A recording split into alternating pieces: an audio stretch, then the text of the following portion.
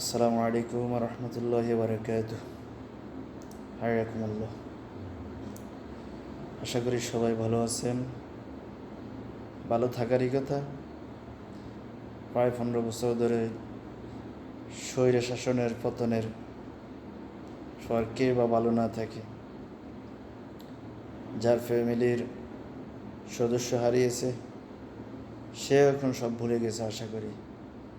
কারণ এই স্বৈর শাসক যতদিন ছিল ততদিন মানুষের ঘুম ছিল না চোখে, মানুষের সব সময় ভয় কাজ করত।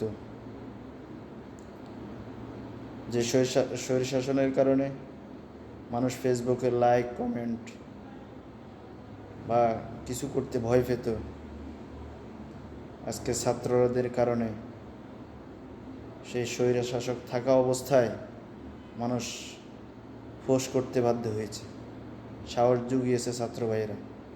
ধন্যবাদ ছাত্র ভাইদেরকে।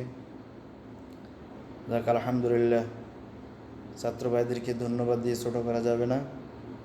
যেন ভবিষ্যতে যেন আমাদের দেশ আরও ভালো চলে, সেই জন্য ভালো একটা নেতৃত্ব আমরা চাই, কামনা করি। কেননা এই খুশি শুধু বাংলা ভাষাভাষীদের জন্য খুশি নয়, এই খুশিটা হচ্ছে বলতে গেলে পুরো দুনিয়ার খুশি। কেননা আমি সৌদি আরবে আছি, সৌদিরা পর্যন্ত হাসিনাকে দেখতে পারে না। গতকালকেও আমার সাথে এক সৌদির সাথে কথা হয়েছিল, সে বলতেছে বাংলাদেশের অবস্থা তো ভালো না, শেখ হাসিনার কথা বলতেছে, স্বৈর শাসকের কথা। দেখ আল্লাহ পাক রব্বুল আলামিন যা করে ভালোর জন্যই করে।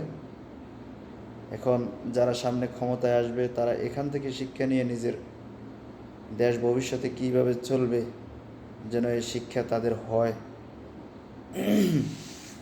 এবং ছাত্র ভাইয়েরা দেশ স্বাধীন করেছে, এখন গড়ার জন্য আমাদেরকে এগিয়ে আসতে হবে। জানি প্রবাসী ভাইরা রাত দিন শুধু মোবাইলের মধ্যেই অনেক বেশি সময় কাটিয়েছেন। এই প্রবাসের মধ্যে অসংখ্য ভাই আছেন যাদের আকামার সমস্যা, কারো পতাকার সমস্যা, তো হয়তো লিগেলভাবে টাকা পাঠাতে পারতেন না। এখন আশা করি নিজের কষ্ট হলেও যে যাদের আকামা আছে বা পতাকা আছে তাদের কাছে টাকা দিয়ে যখন ব্যাংক সচল হবে তখন তাদের কাছে টাকা দিয়ে ব্যাংকে পাঠানোর জন্য বিশেষভাবে অনুরোধ করব। আমরা সহসায় যেন দেশকে আফগানিস্তানের মতো এগিয়ে নিতে পারি। আল্লাহ পাক রব্বুল আলামিন যেন আমাদেরকে ওই ধরনের একটা শাসক ব্যবস্থা করে দেন।